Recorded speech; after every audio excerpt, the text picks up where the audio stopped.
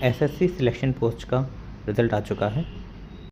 जो भी बच्चे इसमें शॉर्ट लिस्ट हुए हैं, अब उनको डॉक्यूमेंट वेरिफिकेशन के लिए बुलाया जाएगा, लेकिन उससे पहले उन्हें अपने सारे डॉक्यूमेंट अपलोड करना होंगे स्क्रूटनी के लिए।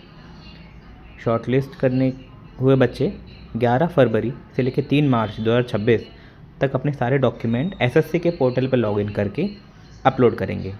याद रखें, आपने जिस भी पोस्ट के लिए अप्लाई किया है उसके लिए जो भी क्वालिफ़िकेशन मांगी गई है, जो भी एक्सपीरियंस मांगा गया है, उसके सर्टिफिकेट आपको ध्यान से लगाने हैं।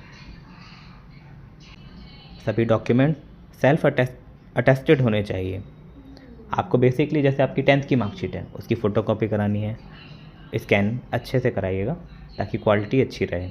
उसके ऊपर साइन करने हैं और वो स्कैन्ड कॉपी अपलोड होगी।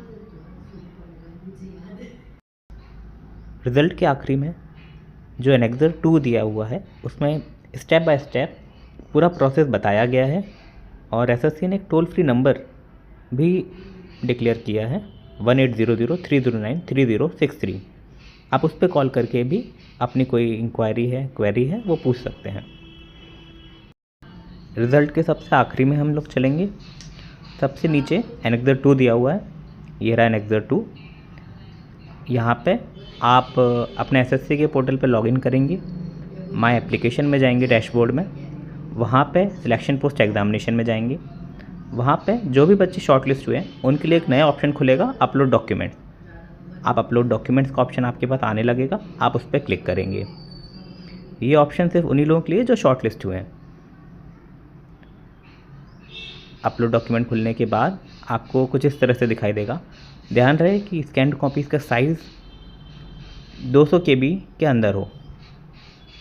आपको अपनी मार्कशीट 10th की मार्कशीट आपके डेट ऑफ बर्थ के लिए, आपके फादर्स नेम के लिए बहुत ज़रूरी होती है, तो वो 10th की मार्कशीट से ही देखा जाएगा।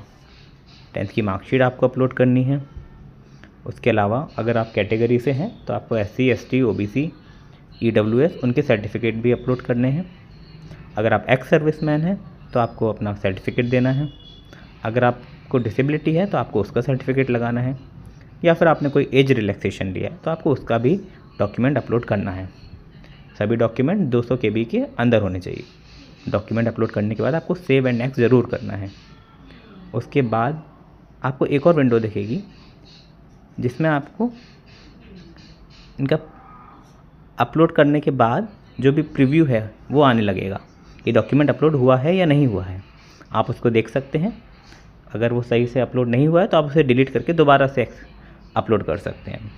एक बार क्रॉस चेक ज़रूर कर लीजिएगा, क्योंकि स्क्रूटनी में रिजेक्ट होने के बाद हालांकि आपको एक चांस दिया जाता है कि आप ऑब्जेक्ट कर सकें, लेकिन गलती ना करें तो ज़्यादा अच्छा है।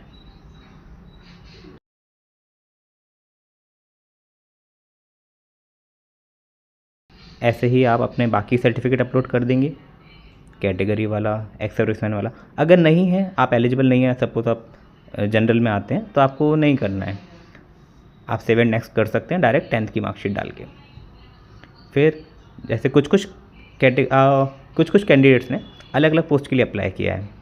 सपोज उसका 10th वाला भी है, ग्रेजुएशन वाला भी है, उसने 12th वाले लेवल पे भी अप्लाई किया है, तो और वो मल्टीपल पोस्ट के लिए सिलेक्ट हुआ है, तो आपको वो भी दिखाई देगा।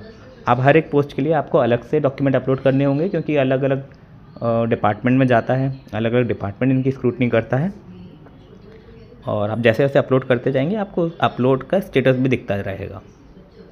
आप पोस्ट वाइज इनको खोल के अपलोड करेंगे। ध्यान रहे, अगर किसी पोस्ट में एक्सपीरियंस मांगा हुआ है तो आपको वो ज़रूर अपलोड करना है। अगर कोई पोस्ट ऐसी है जिसमें एजुकेशन क्वालिफ़िकेशन में आपसे ग्रेजुएशन के साथ पोस्ट ग्रेजुएशन भी मांगी हुई है किसी पर्टिकुलर सब्जेक्ट में, तो वो भी अपलोड करना है।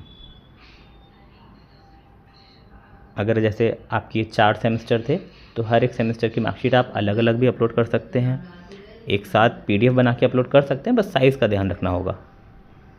डिग्री भी अपलोड करिएगा, सिर्फ मार्कशीट नहीं करिएगा। अगर आप पे डिग्री है तो ज़रूर करिए, क्यों, बिल्कुल भी रिस्क नहीं लेना है, क्योंकि उसमें एक क्रिटिकल डेट होती है, उस डेट से पहले आप पे सारे डॉक्यूमेंट होने चाहिए। जैसे जैसे आप अपलोड करते जाएंगे आपका डैशबोर्ड में दिखाता रहेगा कितने कितने डॉक्यूमेंट अपलोड हो गए हैं। आप सेव एंड नेक्स्ट कर दीजिएगा, और कोई भी क्वेरी आए तो हेल्पलाइन पर कांटेक्ट कर सकते हैं।